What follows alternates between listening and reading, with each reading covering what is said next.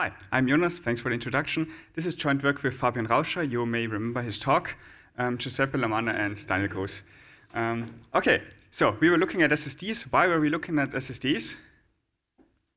There we go. Because of this, the market share of SSDs is expected to grow a lot in the coming years. It's already pretty big, and it's just getting more. So SSDs are everywhere, but are there actually any security concerns with SSDs?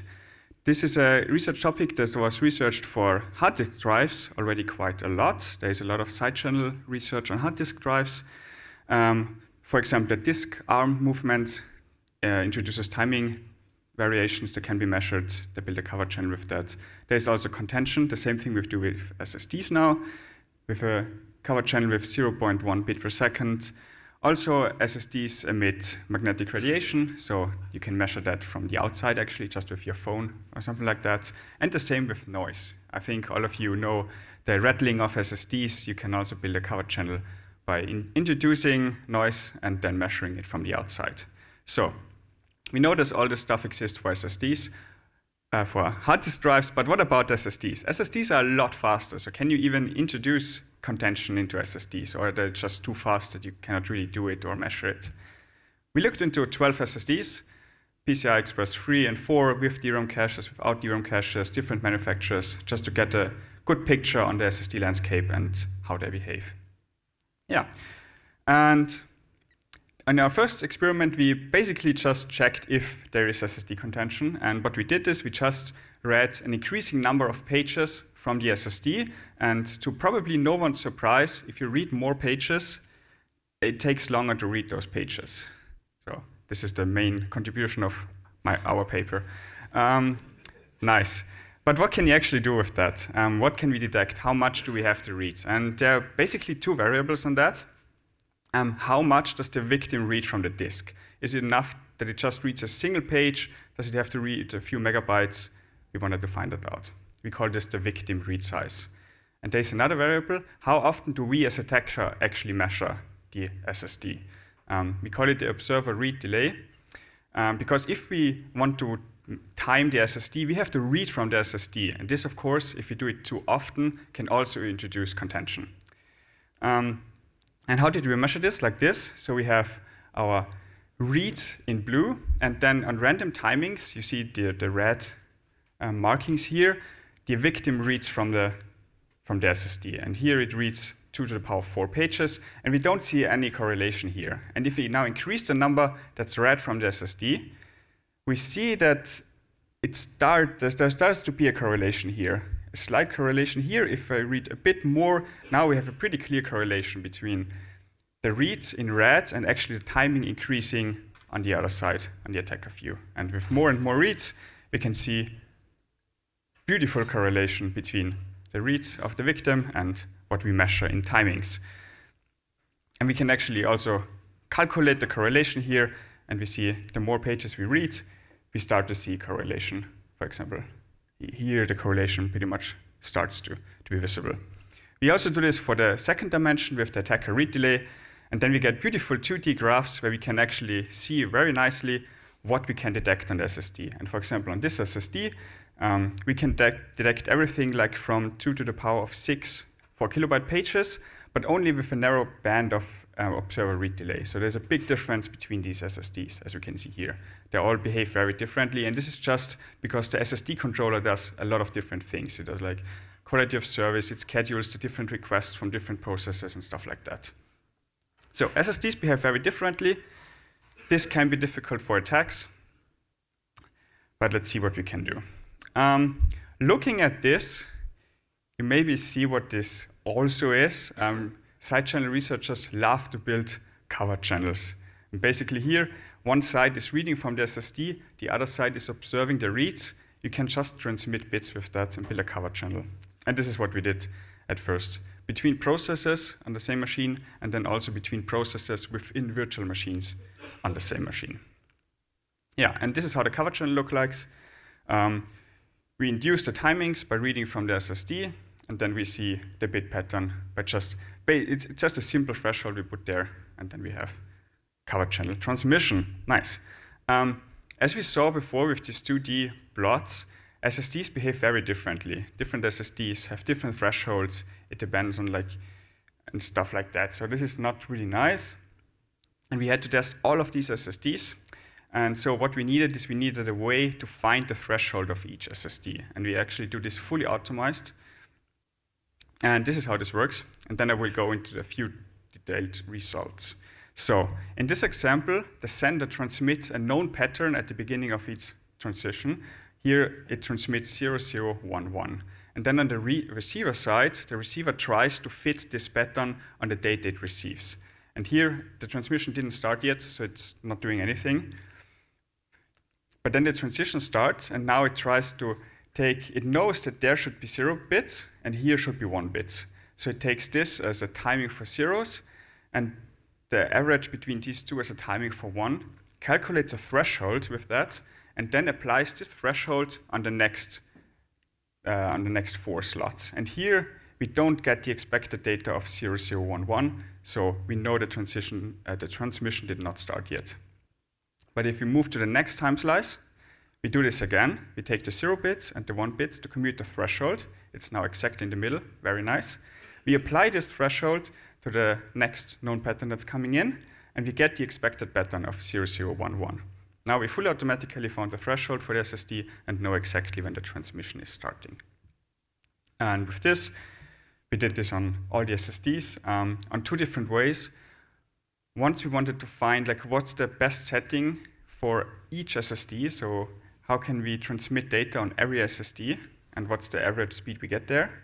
Between processes, we get 357 bits per second over all SSDs, and then we try to optimize the covered channel for each SSD individually. This was a bit more work. By there we get actually 1.8 kilobits per second transmission rate on the fastest SSD and 400 bits per second on the slowest SSD, compared to the 0.1 bits we saw on the hard disk drive. So we are a lot faster here, factor 18,000, something like that. Okay, and we also managed to do that between virtual machines. Again, we get 180 bits per second when optimizing for all SSDs, and when we optimize for each SSD individually, we get also a really nice covered channel with up to 1.5 kilobits per second. Okay. But covered channels are not really attacks in a way. They're quite boring. We just know what the channel capacity of the channel is on average now. Oh, yeah, we also measured the noise impact. So what we did there is we measured the maximum IOPS that each SSD can deliver. For example, 100,000 IOPS for a typical PCI Express 3 SSD. And then we introduced artificial noise with these 100,000 IOPS and 50% of it, 20% of it, 10% of it, to just see how the covered channel behaves when there is noise on the system. And due to our automatic threshold finding, it behaved pretty well. We can see that the covered channels still work with 50% noise on the systems. They're not as fast anymore because there's a higher error rate, but they work. So the SSD and our attack is pretty noise resilient, and we will also see this for the next attack, which is website fingerprinting.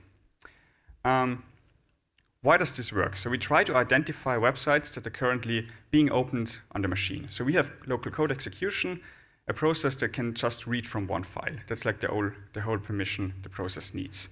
And then when you visit a website, you probably visited it before, so there's a lot of assets cached on the disk in the web cache, images, script files, and stuff like that. So when you visit the website, the browser reads these cache files from the disk. And these reads create a unique fingerprint. And I have a few examples here now, and it's actually easily to see. So on the left, we see Google. All the 4 measurements of Google look really similar, but very distinct to Facebook, for example, which looks very different. And I have some more here. Facebook, this was just a login page, so it's a super quick load. There's only basically a single disk access. QQ.com has this huge block of disk accesses. I don't know what they load here. Xhamster, IMDb, Xforce, Dropbox. So all of those look very similar. And you could probably train a human to detect those.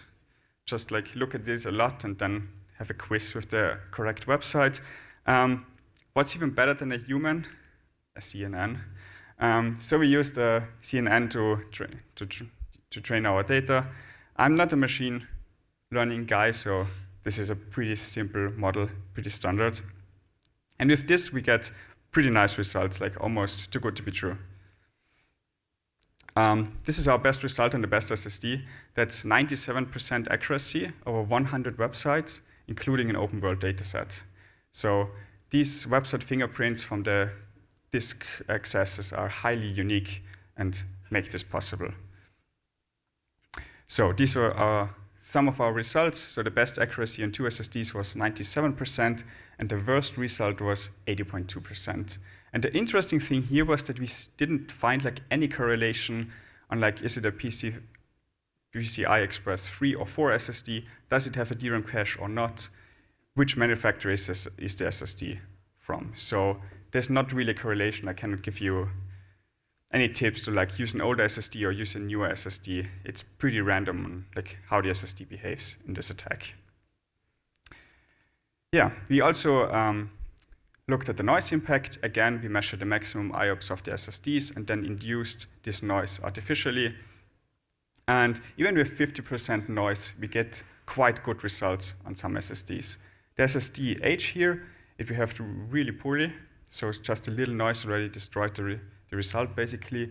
But this shows that introducing artificial noise into your system on the SSD is not a good mitigation against this attack.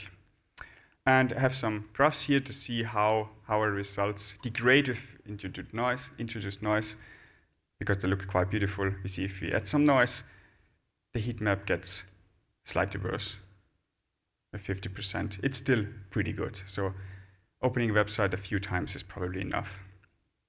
And this is the SSD age that degrades instantly when just adding a little bit of noise. Also very interesting. So probably the SSD controller is just pretty bad at like handling accesses from different sources or quality of service or something like that, scheduling in the SSD controller. Yeah, and with this, I come to my final remarks. The high IOPS of SSDs do not protect against contention side channels, as we maybe thought. They enable actually a high bandwidth side channel, a cover channel with up to 1.8 kilobits per second, and a website fingerprinting attack with 97% accuracy. And it's difficult to mitigate because just introducing noise into the system does not really mitigate our attack. These are our sponsors. Thank you very much.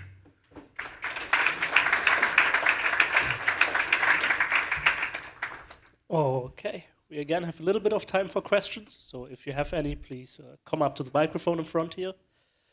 Yeah. Thank you for a very nice presentation. I'm Shixing from MIT. So in our group, there was a paper called There's a Bigger Fish, where they investigate existing website fingerprinting attacks. They're like, were using cache attacks, cache contention. Like they thought they were using cache attacks to leak the website fingerprinting, but it actually turns out that the root cause was some other reason. So when you perform your website fingerprinting attacks, did you perform some study on like whether the difference is really caused by this SSD contention or is caused by something else, for example, system interrupts or like that? So I think we can exclude any microarchitectural reasons because the timing difference we see are quite large. Okay. So when you have cache side channels, you have like a few clock cycles difference, and we have differences of like microseconds.